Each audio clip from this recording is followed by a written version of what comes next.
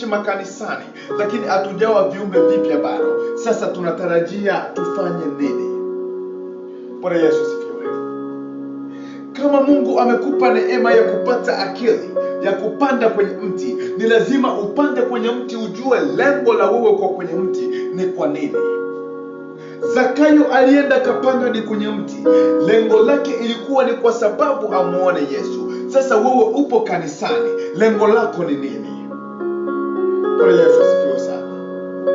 Ninataka niseme ya kwamba Mungu ndio amekukusudia uwe kanisani, lakini lengo la Mungu kukutaka uwe kanisani ni kwa sababu wewe upokee wokovu. Yaani uache matendo mabaya, uache namna ya dunia, uache matendo yale yanayofanana na watu wa dunia wanaoyafanya, wewe ili upate kuyaacha. Hiyo ndio neema ambayo Mungu amekusudia katika maisha yako. Kwa hiyo inaniuma sana nikimtazama mtu kweli amepanda kwenye mti, lakini bado anatizama Yesu yuko wapi kama mtu ambaye yupo chini. Baada ya Zakayo kupanda kwenye mti, alikuwa ni mrefu zaidi ya watu wote.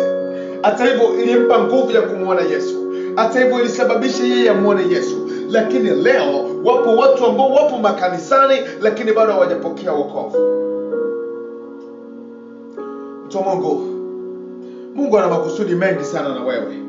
Anachokutaka tu ni kunyenyekea, kufuatana na bidii yako unayoifanya. Hapo ndipo Mungu atakapopata neema ya kukuokoa wewe. Biblia inasema vizuri sana, baada ya huyu Zakayo kukimbilia na kupanda kwenye mti, Yesu alimwambia ya kwamba Zakayo, shuka, kwa maana leo wokovu uko ndani mwako.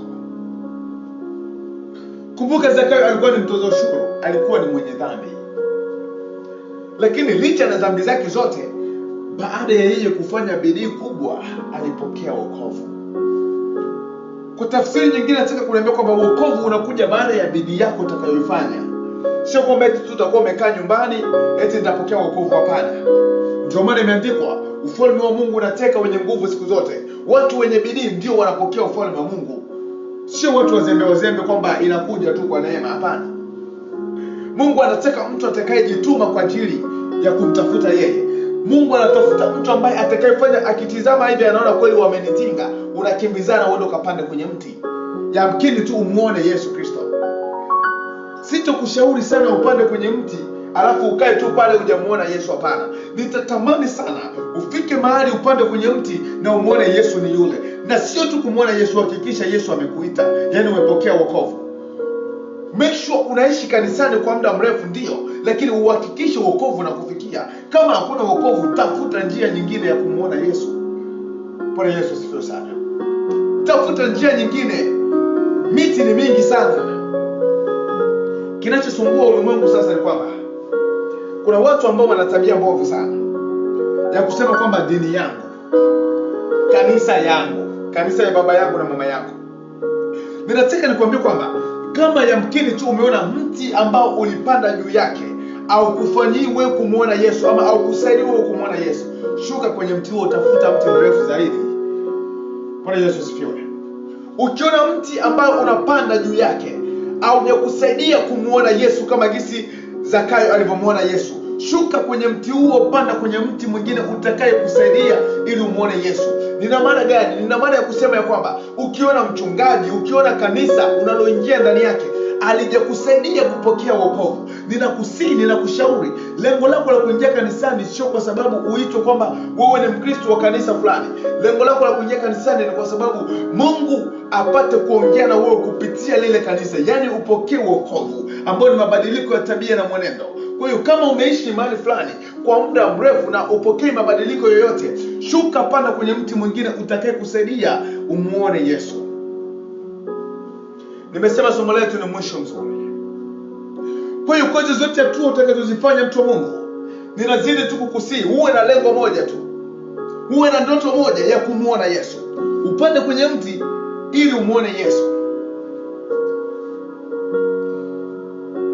Baada ya wewe kumuona Yesu, taka sasa kutembea kama jinsi Yesu anavyotaka. Bwana Yesu asifiwe. Tunaangalia Zakayo baada ya kumuona Yesu, alimkaribisha Yesu mwake na akasema ya kwamba vile vyote ambavyo alivyodhulumu anawapatishia maradufu. Kwa hiyo baada ya wewe kutenda maovu sana, umepokea wokovu, kinachokubidi sasa ni kuachana na yale yaliyopita. Bwana Yesu asifiwe.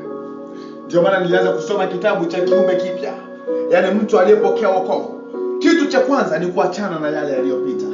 Ya kale yamepita na sasa ni mapya. Tabia zote zile za awali achana nazo. Tembea kama jinsi Mungu anavyokutaka utembee.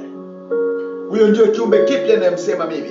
Sio kiumbe kipya yule anayedumbukizwa kwenye maji, anadumbukizwa alafu anaamshwa tena matendo ni yale yale, hapana.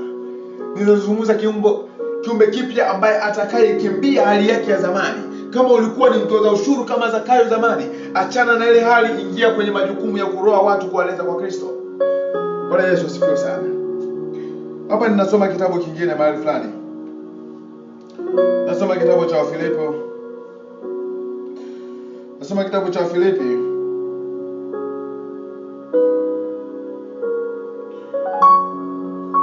Asante Yesu.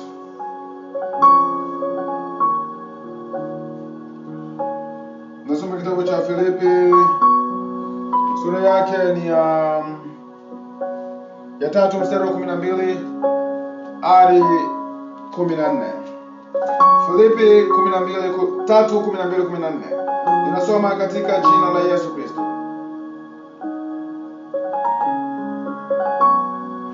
Ngoja tu nianzie 10. Anyway. Si kwamba nimekwisha kufika au nimekwisha kuwa mkamilifu. La, bali nakaza mwendo ili nipate kulishika lile ambalo kwa ajili yake nimeshikwa na Kristo. Nimeshikwa na Kristo Yesu. Ndugu, sijizani nafsi yangu ya kwamba nimekwisha kushika, ila natenda neno moja tu. Nikiyasahau yaliyo nyuma, nikiyachuchumilia yaliyo mbele. Nakaza mwendo nifikie mbele ya thawabu ya mwito mkuu wa Mungu katika Yesu Kristo. Bwana Yesu asifiwe. Haya hapa ni maneno ya Mtume Paulo. Mtume Paulo baada ya kupanda kwenye mti, baada ya kukubali kuipokea Injili wakati anapoenda Dameski, Paulo alisema maneno magumu sana, mtu wa Mungu. Paulo akasema ya kwamba mimi nimeyashika yale ambayo yalinifanya mimi niteswe, na sijizani nafsi yangu ya kwamba nimekwisha tayari kufika. Bwana Yesu asifiwe. Sijizani nafsi yangu ya kwamba nimekwisha tayari kufika, lakini ninatenda neno moja tu, nikiyasahau yale yaliyopita na nikiyaendea mambo mema. Tukumbuke historia ya Paulo. Ni mtu ambaye yeye mwenyewe alijisifu kwamba kwa sifa tu zingine, mimi ni mtu mwenye alilitesa kanisa. Bwana Yesu asifiwe. Paulo anasema yeye ni mtu alilitesa kanisa. Yeye ni mtu ambaye aliwatesa watu wote ambao walikuwa wakisema Yesu Yesu. Paulo aliwatesa. Kwa hiyo baada ya hapo, Paulo baada ya kupokea Injili, basi alitaka sana kuyatenda mapenzi ya Mungu. Hajataka kwenda kama jinsi mwenyewe anavyotaka. Ndio maana akasema ya kwamba sijajizania nafsi yangu ya kwamba nimekwisha kufika, lakini neno moja tu ninalolifanya, ninasahau yaliyopita na nafanya bidii ili nifike mahali fulani hapo mbele. Bwana Yesu asifiwe sana. Ninataka nizungumzie neno moja ambalo leo linatusumbua sana walimwengu. Kuna watu kwa neema ya Mungu ndio wamepanda kwenye mti, lakini wanashikilia sana tu kisa wamepanda kwenye mti, eti wamemaliza. Wanakosa kujua lengo la mtu kupanda kwenye mti ni ili amuone Yesu. Bwana Yesu asifiwe sana. Ninasema ya kwamba kuna watu ambao leo wako makanisani, wanaishi tu makanisani, wanashindwa kujua kwamba lengo la wao kuwa kanisani ni ili wamuone Yesu, yani wokovu. Na wokovu ni mabadiliko ya tabia na mwenendo wa Mungu. Sasa leo kuna watu makanisani wanakalia tu dini yetu. Mimi ni wa zamani. Bwana Yesu asifiwe. Niliokoka zamani. Mtu wa Mungu, hayo maneno sio maneno hata ya Ukristo. Mimi ukiniambia kwamba umeokoka zamani, ninakuuliza, je, umeshafika? Ukiniambia kwamba mulifanya huduma zamani, uliomba sana zamani, uliimba sana zamani, ulihubiri sana zamani, nitakuuliza tu swali kwamba, ndugu, Nimeshukuru kwa sababu ulifanya zote huduma zamani. Lakini swali moja tu kwa ajili yako, je, umeshafika? Kwa sababu Mungu hajatutaka tu tuanze kazi, anataka tuanze na tumalize. Bwana Yesu asifiwe sana.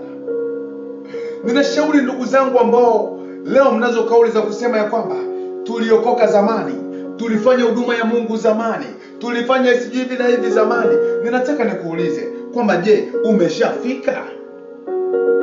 Nimekuambia somo linasema ya kwamba tafuta mwisho mzuri, na nikakwambia mwisho ni wakati utakapoondoka duniani. Kwa hiyo kama bado ungali katika dunia hii, ina maana kwamba mwisho wako bado kufika. Kwa hiyo ukikatilizia safari njiani, haya mengine utakayotenda hapa ndio yatakayokusababisha uende ukahukumiwe. Ndio maana Paulo akasema sio kwamba yeye ameshafika, lakini anachokifanya ni kitu kimoja tu, anazidi kufuata wokovu. Anazidi kufuata wokovu. Sasa kuna watu wako makanisani hawatafuti wokovu, wanashikilia dini. Hii ni kanisa ya baba yangu, hii ni kanisa nilizaliwa kwenye hii kanisa, sijui mimi ni wa hii kanisa tangu Mukambi, tangu Nyarugusu, tangu wapi, tangu sijui Kenya, tangu mtu wa Mungu. Hatuenendi na wokovu kwa namna na hali kama na hiyo. Wengine tunafika hadi mahali tunakuwa tunasema ambapo tulikuwa tunafanya hivi. Mungu hatumiki kwenye njia moja, Mungu anatumika kwenye njia tofauti tofauti. Kwa hiyo kama ulizoea hii njia na kama umeona njia nyingine, natakiwa uvumilie. Maana Mungu wetu waga aliset dunia kwa namna yake. Anajua ya kwamba mahali hapa nitakutana na wanadamu kama na hawa, nitatumia watumishi kama na hawa. Mahali hapa nitakutana na wanadamu kama na hawa, nitatumia watumishi kama akina sisi. Kwa hiyo unapoona huduma inapelekwa tofauti na gisi ulivyofikiria, usituletee mambo ya dini. Ukuwe Mkristo ambaye atakayetambua kwamba Mungu anaweza kuzungumza kwa namna tofauti na watu wengine. Ninashangaa sana kuona watu tunashikilia dini kwamba mimi hii ni kanisa yangu tangu kuzaliwa, sijatokaga. Sawa, hujatokaga, lakini shida uko kwenye mti lakini hujamuona Yesu. Shida kuko watu ambao wako kwenye miti lakini hawajamuona Yesu bado. Ninakusii ndugu yangu unanisikiliza, usisikitu furaha ya kusema kwamba upo kwenye mti, usisikitu furaha ya kusema kwamba upo kanisani ama uliokokaga zamani, ulifanya huduma zamani. Sikia furaha baada ya wewe kuingia ndani ya kanisa na upate wokovu, yaani mabadiliko ya tabia na mwenendo, wivu, hali zote mbaya, ili ifanye kazi ya kuondokana na wewe. Bwana Yesu asifiwe sana. Kwa hiyo neema ya Mungu kwetu ni kwamba alitutaka tupande kwenye mti, alafu baada ya kupanda kwenye mti tupokee wokovu. Sasa watu leo tumepanda tu kwenye mti, hatuna hata habari ya wokovu, lakini tuko tu kwenye miti kwa sababu ya kuwatishia watu wengine kwamba huyu sijui sio wa kanisa letu, huyu sijui hajui hii kanisa. Mtu wa Mungu, kanisa ni Kristo Yesu. Na kama mimi nimempokea Yesu Kristo, kama na wewe pia ulimpokea Yesu Kristo, ya nini uniambie kwamba siko wa kanisa hiki? Ndio maana majina ya makanisa yanakuwa ni mengi sana. Wengine wanafikiri kwamba Mungu ni wa kwao, lakini angalia kwa swala nzima la wokovu hakuna. Swala nzima la wokovu hakuna. Mungu anatutaka, hataki li kanisa. Mungu anataka mioyo ya watu yenye kufuatana na wokovu, mioyo ya watu yenye kumkubali. Bwana Yesu asifiwe sana. Ninaomba Mungu akusaidie sana mtu wa Mungu, akujalie neema ya kupanda kwenye mti na kumuona Yesu Kristo, yaani wokovu wetu. Usipande tu kwenye mti kwa niaba ya kuwatishia wale ambao wako chini, hapana. Usipande kwenye mti kisa umekaa kule muda mrefu sana ili uwatishie watu wengine, hapana. Maana hata shetani naye atangulia kwenye shamba ya Edeni. Kwa hiyo isiwe shida ya kutanguliwa mahali fulani. Shida ni je, unayatenda yale Mungu aliyokutaka uyatende mahali ulipo? Bwana Yesu asifiwe sana. Maana kuna watu leo wanasumbuka sana sana kwenye nchi ambazo tunazozijia leo. Unakuta mimi sikukuwa wa dini hii, sasa nimeingia kwenye dini hii, wanakuwa wananikaba. Sijui kanisa yetu wanafanya hivi, sijui kanisa yetu wanafanya hivi. Najiuliza, wa watu wanajali na kanisa yetu ama wanajali na Mungu anataka nini? Bwana Yesu tusaidie sana. Kwa nataka nikwambie kwamba Mungu anataka mtu aokoke. Mungu anataka mtu atembee kama gisi anavyotaka na sio kama gisi dini inavyotaka. Panda kwenye mti na umuone Yesu, na sio upande kwenye mti